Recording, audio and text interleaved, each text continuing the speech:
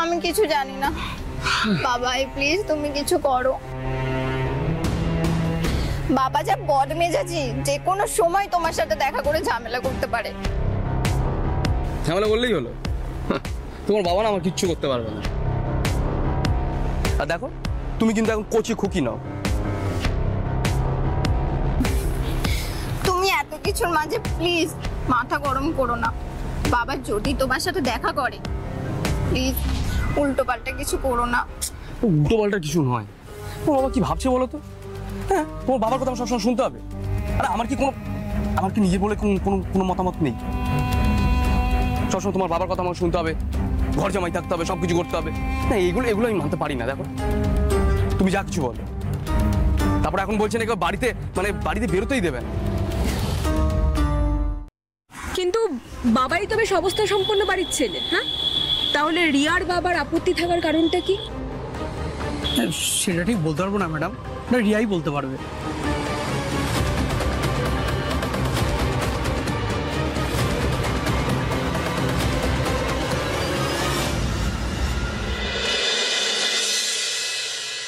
হ্যাঁ, আমি বাবাইকে খুব ভালোবাসতাম। ও খুব ভালো ছেলে ছিল, কিন্তু বাপি ওকে একদম পছন্দ করতো না। বাবাই তো বেশ অবস্থা সম্পন্ন ঘরের ছেলে, তাহলে তোমার বাবার আপত্তি থাকার কারণ কি ছিল? কারণ বাবাই ব্রাহ্মণ ছিল না। আচ্ছা, কোনো অব্রাহ্মণ পরিবারে বাবা আমার বিয়ে দিতে চাই। তা এই সময় দাঁড়িয়েও তোমার বাবা এগুলো বিশ্বাস করেন? হ্যাঁ, আস্তে আস্তে বাবা আমাদের সম্পর্কটা মেনেও নিচ্ছিলেন। কিরকম? একদিন আমি আর বাবাই পালিয়ে যাওয়ার প্ল্যান করছিলাম। বাবা সেটা জানতে পারে, আর জানতে পেরে আমাকে কথা দিয়েছিল যে বাবাই যেদিন নিজের পায়ে দাঁড়াতে পারবে সেদিন আমাদের সম্পর্কটা মেনে নেবে। আর আমার বাবা যে কথাটি দেয় সেই কথাটি রাখে। আর বাবা আরো দুটো শর্ত দিয়েছিল। শর্ত? কি শর্ত দিয়েছিলেন উনি? বাবা বলেছিলেন ওদের পরিবার থেকে বিয়ের সম্বন্ধটা পাঠাতে হবে, আর বাবাইকে ঘর জামাই থাকতে হবে। তা বাবাই সেটাতে রাজি হয়েছিল? আমি ওকে বাপির শর্তের কথা জানিয়েছিলাম। ও কি বলেছিল? ও ভাবার জন্য সময় চেয়েছিল। তারপর আমরা যেদিন দেখা করি সেদিন এত গন্ডগোল হয় যে ও কি ডিসিশন নিয়েছিল সেটা জানা হয়ে ওঠেনি। গন্ডগোল? কিসের গন্ডগোল? আসলে সেদিন দেখা হওয়ার পরে। কি হলো? সুন্দরীর এত তারা কিসের?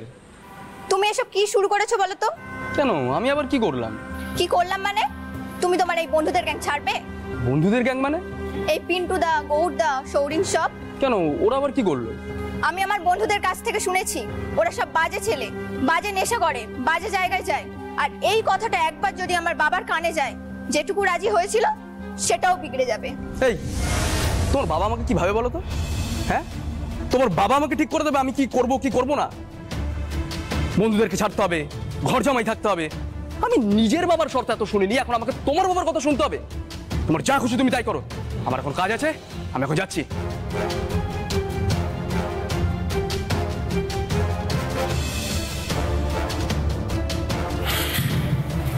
বাবাই, বাবাই যেও না, বাবাই।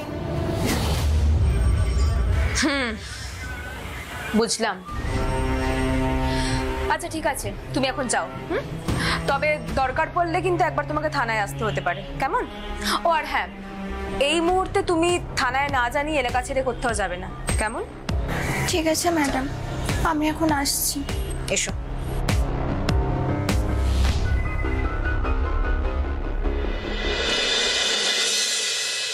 You are right, Radhika. You are absolutely right. বাবাইয়ের গলায় তার জাতীয় কিছু পেঁচিয়ে বাবাইকে খুনটা করা হয়েছে, অর্থাৎ বাবাইয়ের মৃত্যু হয়েছে শ্বাসরোধ হয়ে। হ্যাঁ স্যার, আর ওই লিভারে অ্যালকোহলও পাওয়া গেছে স্যার। তার মানে বাবাই খুন হওয়ার আগে কারোর সাথে বসে ড্রিঙ্ক করছিল। কিন্তু ওর বন্ধুরা বলেছে ও ভাসানের সময় ছাড়া মদ খায় না স্যার। না না না না, সমস্যা সেটা নয় রাধিকা, সমস্যা সেটা নয়। সমস্যা হলো আমাদের লিস্টে এখন দুজন আছে যাদের সাথে বাবাইয়ের শত্রুতা ছিল। এক, বাবাইয়ের বাবার বন্ধু কাম পার্টনার মদন মাইতি, আর দুই হচ্ছে বাবাইয়ের প্রেমিকা রিয়া, রিয়ার বাবা যতীন চক্রবর্তী। ঠিক, মদন মাইতির স্টেটমেন্ট আমরা পেয়ে গিয়েছি, আর যতীন চক্রবর্তীর বিষয়টা আমরা জানি। আপনি কি সন্দেহ করছেন স্যার মদন মাইতি এই খুনটা করেছে? হ্যাঁ, হতে পারে, মেবি। যাই হোক, আমাকে একবার মদন মাইতি আর রিয়ার ওয়াইনগুলো ভেরিফাই করতে হবে।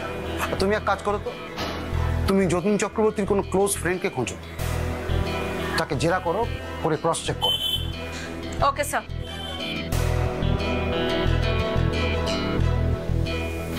আই ওয়ান্ট টু নো যে কে সত্যি বলছে আর কে মিথ্যে। হ্যাঁ, যতীন রিয়ার মুখ চেয়ে বাবাইয়ের সাথে রিয়ার সম্পর্কটা মেনে নিয়েছিল। আপনি কি করে জানলেন? যতীন আমার অনেক দিনের বন্ধু। রোজ অফিস থেকে এক বাসে আমরা বাড়ি ফিরি, তারপর স্ট্যান্ডে নেবে একটা চার দোকানে আমরা চা খাই। সেদিন যতীন চা খেতে খেতে বলছিল কি বলেছিল? বলছিল এই বিয়েটা দিতে ওর কোনো বাধা নেই, কিন্তু অন্য কি দুটো শর্ত আছে। শর্ত? কি কি শর্ত? মানে কিছু বলেছিলেন উনি আপনাকে?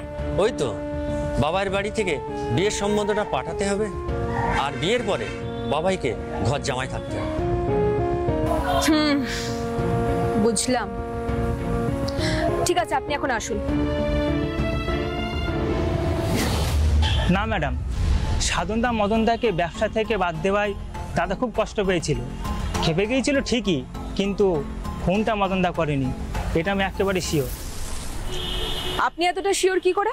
না ম্যাডাম, আমি সকাল থেকে রাত অবধি দাদার সঙ্গে থাকতাম, ওনার গদিতে 5 বছর ধরে কাজ করেছি। খুন করা মানুষ উনি নন। আর বাবাইকে খুব ভালোবাসতো মদনদা, স্নেহ করতো, আর প্রতিশোধ তো মদনদা নিয়েই নিয়েছে। প্রতিশোধ নিয়ে ফেলেছে মানে কি করে?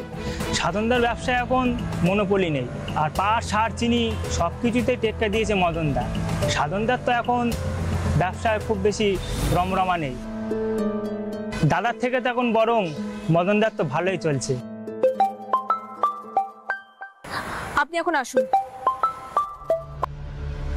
হ্যাঁ বল। কি? কোথায়? এখন? আচ্ছা আচ্ছা, ঠিক আছে, আমি আসছি।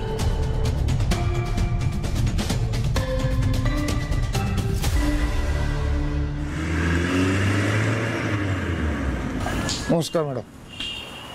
বল, হঠাৎ ফোন করে ডাকলি কেন? একটা ইনফরমেশন দেওয়ার ছিল ম্যাডাম। বলে ফেল। আপনারা তো বাবাই মার্ডার কেসের তদন্ত করছেন, তাই না?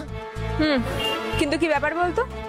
বাবাই সেদিন রাত্রে কার সাথে কলেজ মাঠে গিয়েছিল আপনি জানেন? কার সাথে?